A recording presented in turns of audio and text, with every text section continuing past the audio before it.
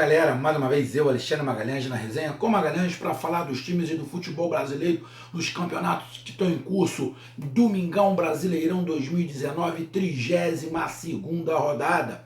Tivemos 2 jogos no sábado, tivemos 7 jogos neste domingo e teremos um jogo na segunda-feira, que é Botafogo e Avaí. Um jogo muito importante para o Botafogo. Botafogo tem chance aí de sair da zona da Libertadores.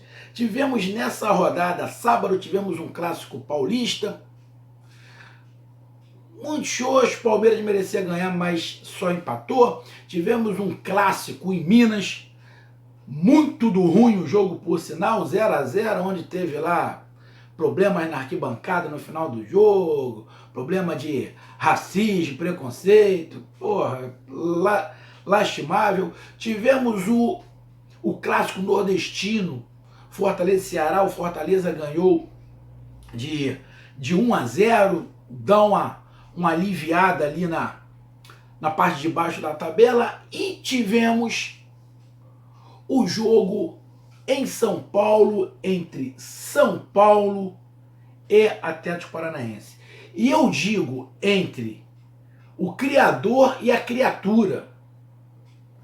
Vamos lá, estamos falando do jogo São Paulo e Atlético Paranaense, então eu peço para você, meu amigo torcedor do São Paulo, que tá pé da vida, e você, meu amigo torcedor do Furacão, que tá tranquilão, tá ali na dele, esperando o campeonato acabar, verificando aí quem vai ser o treinador para 2020, diretoria tá ali, pá, fazendo um mapeamento, já falou um treinador aí estrangeiro, parece da Argentina, pá, tá ali analisando, levando em banho-maria, mas mantendo o profissionalismo e avançando na tabela, e dane-se o restante, que é o Furacão, que é um dos 4 times brasileiros que, graças a Deus, jogam sempre procurando gol. Às vezes, joga no contra-ataque, igual hoje, mas, no seu geral, está sempre procurando gol, um futebol diferente da chatice que está sendo o futebol brasileiro, que foi muito em 2017 e 2018. 2019, graças a Deus, mudou um pouco. Como eu falei, 2017 só tinha um Grêmio que tentava jogar. 2018 já o Atlético já começou a melhorar, o Grêmio também, mas aí ficou só Atlético e Grêmio. O restante aquele futebol chatinho, retranqueiro. Em 2019, graças a Deus, se juntando a Grêmio e Atlético Paranaense, chegaram o Santos e o Flamengo para mostrar um futebol ofensivo. Ainda bem, ainda bem. Então vamos lá, meus amigos. Peço que você curta, compartilhe, inscreva-se no canal Resenha com Magalhães, dê o seu like, ative a notificação e coloque os seus comentários. Placar do jogo: São Paulo 0, Atlético Paranaense 1. O jogo se definiu pelo São Paulo tentando atacar e o Atlético Paranaense se defendendo e saindo para o contra-ataque. Esse foi o jogo. Eu entendo o Atlético Paranaense. O Atlético Paranaense fez um bom jogo. Mas o Atlético estava desfalcado. Estava ali algumas peças. Principalmente na meiuca. O Bruno Guimarães faz muita falta.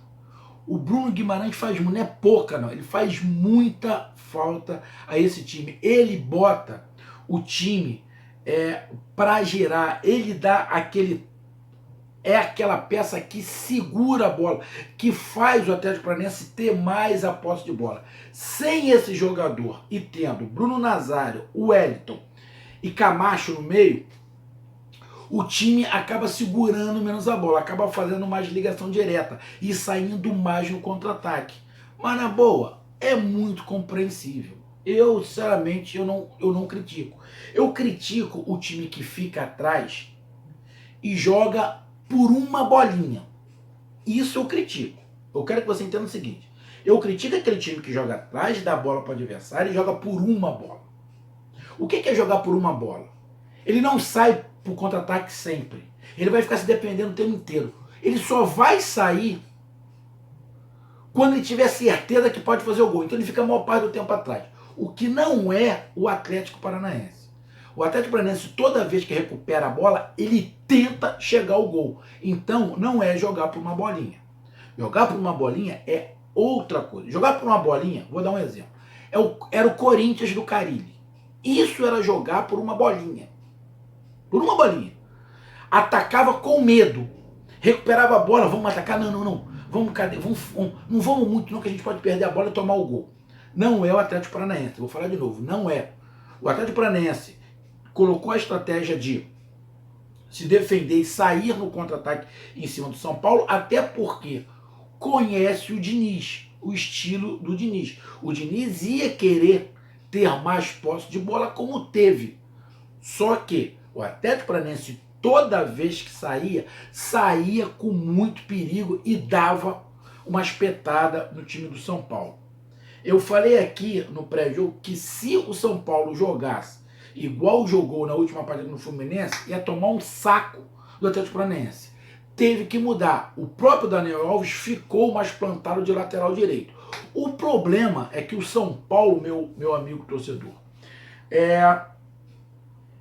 ele está implantando aquela saída de bola igual o Santos faz, igual o Flamengo sai, dos dois laterais abrir, o volante recuar e jogar os dois laterais para frente.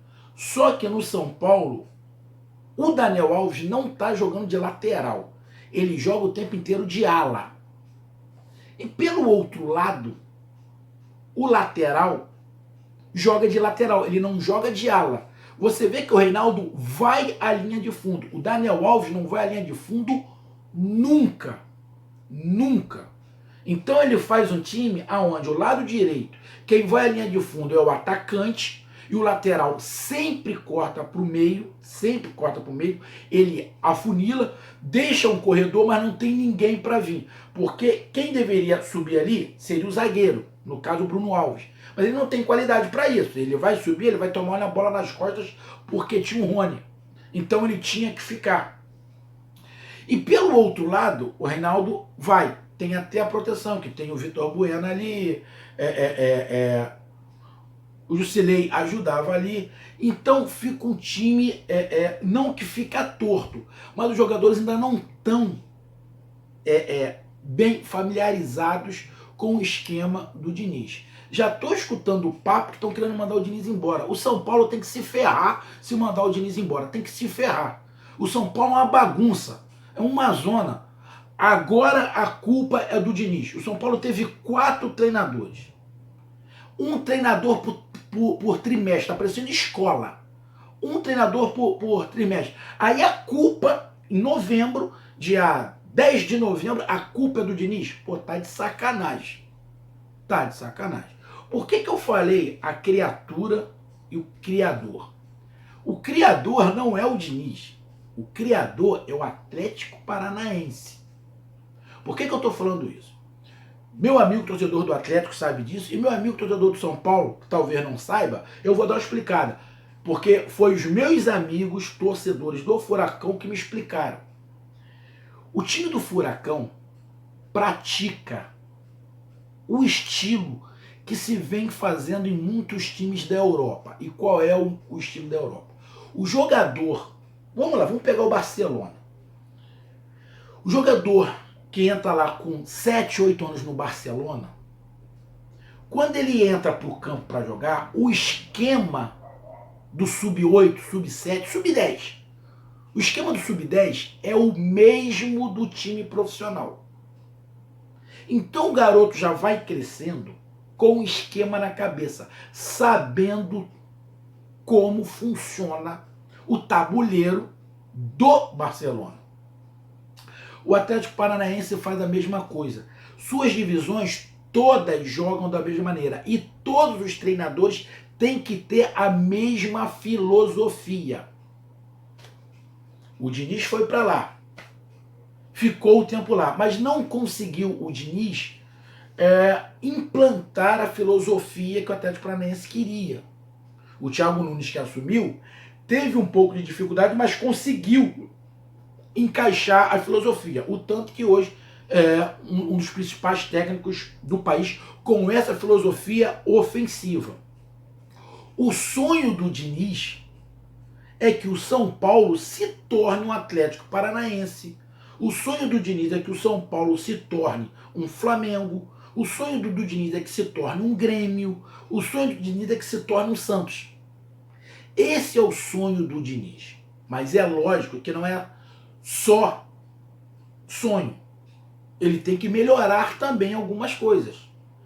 Porém, o São Paulo, quando contrata o cara, não quer que o cara faça milagre. Por quê? O que vinha sendo implantado no São Paulo não tem nada a ver com o esquema dele, porra. Era a mesma coisa que pegasse o Thiago Nunes e jogasse no São Paulo. Ele não ia conseguir fazer no São Paulo, nessas poucas rodadas, o que ele fez no Atlético Paranaense. Se você pega o São Paulo agora e joga no São Paulo, ele não ia. Se pega o Jorge Jesus, ele não ia, porque não tem tempo. E não tem jogadores do São Paulo de característica do Atlético Paranaense. Qual é o sonho do Diniz no São Paulo? O sonho do Diniz no São Paulo é ter o Rony por um lado e o Nicão por outro. Meu amigo torcedor do Furacão, eu não estou falando que o São Paulo queira comprar.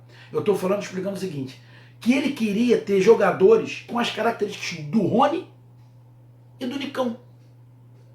Ele queria ter um jogador no meio com característica do Bruno Guimarães. Então, esse time do São Paulo, para as características do Diniz, desse time titular, 5 jogadores não têm a característica do Diniz, porque é um time lento. Eu vou ser bem sincero, no time do Diniz, nem o Daniel Alves entra. Pelas características que o Diniz gosta do futebol, nem o Daniel Alves entra. E o Daniel Alves é bom acontecer isso, porque o Daniel Alves veio para o Brasil se achando... Eu gosto muito do Daniel Alves, acho ele muito espontâneo. Mas ele veio para o São Paulo se achando o último biscoito do pacote. Ele achou que ia chegar aqui e ia mudar tudo da água para o vinho. Tomou na cabeça quando ele fez uma sacanagem com o Mancini, igual os jogadores do Cruzeiro fizeram com o Rogério, que agora estão penando para sair da zona de rebaixamento. Saiu, mas está ali muito pertinho, acharam que resolveriam sozinhos sem técnico, estão penando lá, tá penando. E isso foi bom para bater na cabeça do Daniel Alves, quando, não, mas a diretoria, pá, coisa e tal, nos presenteou com um treinador, pá, coisa e tal, desmerecendo na boa o Mancini. Bem feito, Daniel Alves, bem feito. Essas sacanagens não se deve fazer. Não deve, ele chegou se achando. Por quê? Porque ele recebe muito mais que todo mundo, porra. Vai ser o treinador então, pô. Vai ser o treinador. Mas hoje o Daniel Alves fez até um bom jogo. O São Paulo não jogou mal. Eu não achei que o São Paulo jogou mal. Não achei. O São Paulo não fez gol. Primeiro, último passe muito ruim. Finalização muito ruim. O Diniz não entra em campo para chutar. O Pablo entrou cara a cara com o Santos e chutou mal. O Santos pegou. O Atlético Paranaense não tomou gol também. Por quê? Porque o Santos é muito goleiro. Mais que o goleiro do São Paulo. O São Paulo tomou gol por quê? Porque o goleiro falhou, filho. Se o goleiro não falha, talvez esse jogo terminaria 0-0. O Diniz fez mudanças, mas ele não tem jogadores no São Paulo com as características que ele gosta. Ele pegou o trem andando, filho.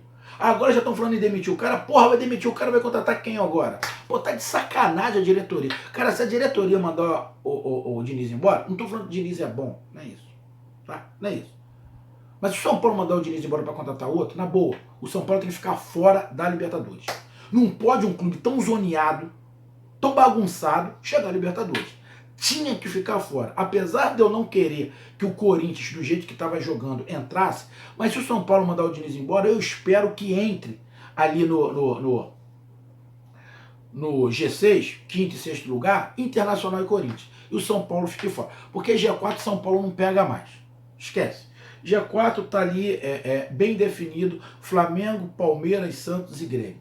Não sei se a ordem do G4 vai ser essa. A ordem do G4 pode mudar. Em primeiro lugar, eu acho muito difícil mudar.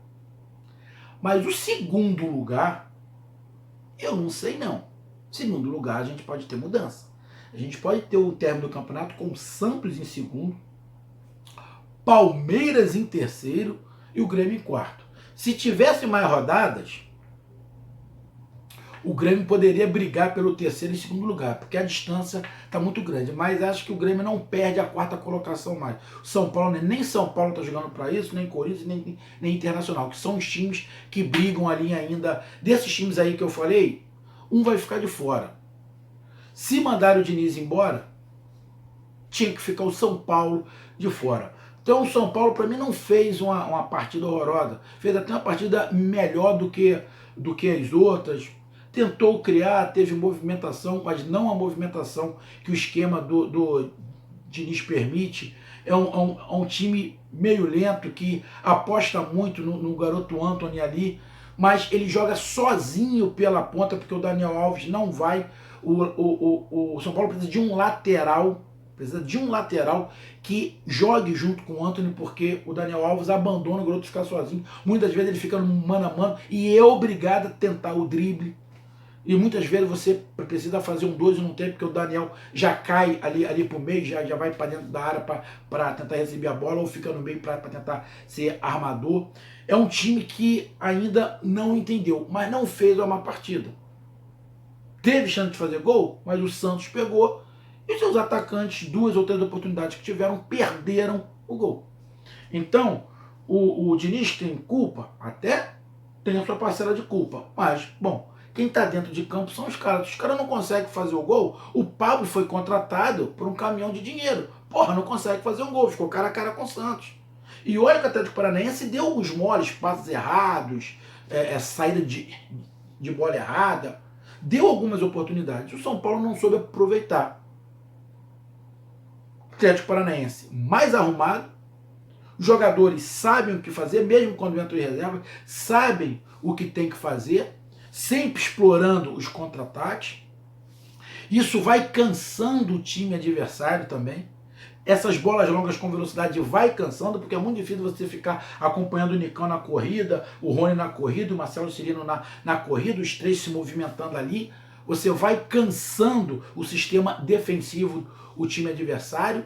O Atlético Paranaense na dele, fazendo um jogo ali, sofrendo um pouco, lógico, o time do São Paulo ficando mais com a bola, mas tentando o tempo inteiro sair gol. E numa dessas tentativas, eu te digo o seguinte, essa estratégia do Atlético Paranaense foi segurando, mas nos 15 minutos finais, o time do Atlético Paranaense estava fisicamente muito melhor do que o São Paulo. O São Paulo morreu. O time do São Paulo ficou cansado. E o Atlético Paranaense começou a empurrar o São Paulo para trás. Eu acho que dos 25 minutos do segundo tempo para lá, o São Paulo já não tinha mais força para atacar. E o Atlético Paranaense foi imprensando, foi empurrando o São Paulo para trás. O São Paulo já não conseguia mais sair. O treinador do Atlético Paranaense, muito inteligente, ele percebeu que no primeiro tempo o Atlético Paranaense faltou um meia de ligação. O Atlético estava fazendo muita ligação direta, estava faltando meio de ligação. No segundo tempo, quando ele volta com o Lúcio, ele ganha esse meio de ligação. E esse meio de ligação estava jogando nas costas do volante. Estava jogando ali mais próximo ao Jusilei, já para pegar aquela bola ali, para poder distribuir a bola. Então, o Atlético deu uma equilibrada, o jogo caiu, o primeiro tempo foi legal, o segundo tempo o jogo deu uma caída, muito mais por causa do São Paulo. O Atlético continuou na dele. E essa caída no jogo foi benéfica para o Atlético, porque o Atlético tirou um pouco a velocidade do São Paulo e só ele ficou com a velocidade. E essa velocidade vai cansando o adversário, vai cansando, ele vai martelando, o time foi chegando para trás, até que salvou. Foi uma falha do goleiro? Foi. Mas foi jogada de ultrapassagem, drible, velocidade, que uma zaga pesada que tem dificuldade de saída de bola, acaba tendo problema. E o Atlético Paranaense fez o gol, mereceu ou não mereceu? Cara, é muito complicado. Eu não vou falar que o Atlético Paranaense merecia perder. São Paulo merecia perder? Não fez uma partida horrorosa. fez uma partida boa, mas errou na finalização e no último passe. Então, para mim, o resultado foi normal. Porque hoje, qual é o melhor time? São Paulo ou Atlético Paranaense? Atlético Paranaense, porra. Para mim, hoje, qual seria o G4? O meu G4. Qual seria o meu G4? Eu não estou falando em ordem não, tá? G4. Flamengo, Santos, Grêmio, Atlético Paranaense. O meu G4 eu não boto o Palmeiras pelo futebol que joga. Tem time para jogar um futebol maneiro? Tem, mas não joga. Escolher o treinador assim, o problema é do Palmeiras. Mas para mim o G4 é esse. Flamengo, Santos, Grêmio e Atlético Paranaense. Não tem ordem aí não, tá? Poderia falar Atlético Paranaense, Flamengo, Grêmio. Não tem ordem, porque são os 4 times que jogam o melhor futebol do país. E os 4 que jogam para frente. Mesmo hoje o Atlético jogando um pouco mais atrás, mais no contra-ataque, mas sai o tempo inteiro pro contra-ataque. E sabe bem o esquema. Então foi um jogo. O São Paulo não fez uma partida horrorosa, fez até melhor do que algumas partidas que eu já vi. O Atlético também jogou bem, seu goleiro pegou, tá lá para isso, é por isso que tá na seleção, explorou muito bem os contra-ataques, cansou o time do São Paulo. E no final foi premiado com o gol do Marcelo Cirino. São Paulo não pode demitir o Diniz, tem que deixar até o final. Depois manda embora. Agora não pode demitir, na minha opinião. Atlético Paranaense, caminhando e sempre. Então, meus amigos, parabéns ao Furacão. Fez um bom jogo, O goleiro fez um grande jogo. O Santos, como sempre, grande goleiro. E, além da parte tática e física que eu falei, a diferença da vitória foi: o Santos ajudou o Atlético Paranaense a não tomar gol. E o Volpi, infelizmente, falhou e o São Paulo tomou o gol. Então, além de tudo que eu falei, a principal diferença ficou aqui, ó. No goleiro, o Santos pega tudo.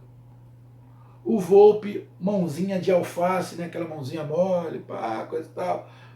Deu rebote não conseguiu nem encaixar a bola entrou. Faz parte.